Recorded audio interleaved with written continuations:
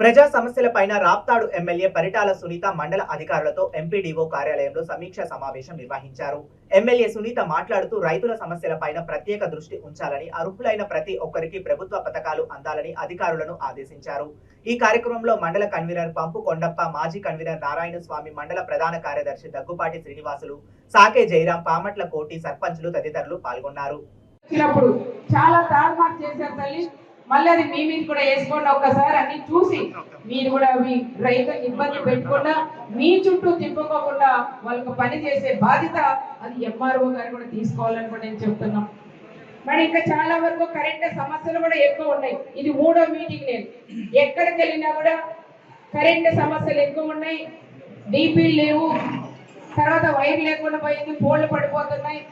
మరి కరెంట్ కూడా ఆపన్న అంటే వస్తుంది పోతా ఉంది. ఈ రకంగా కూడా రకరకాలుగా ఇబ్బందులు ఉన్నాయని రైతాంగం కూడా చెప్తున్నారు. అదే విధంగా హార్టికల్చరల్ కానీ అగ్రికల్చర్ కానీ హార్టికల్చర్ వీళ్ళు కూడా గత ప్రభుత్వంలో పంట పెట్టకపోయినా పంట పెట్టినట్ల వైఎస్ఆర్ లీడర్లకి వాళ్ళకు మాత్రమే చేశారు.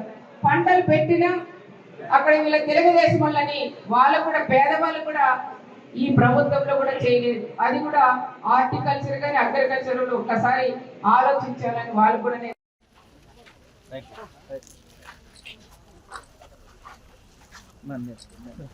కొంచెం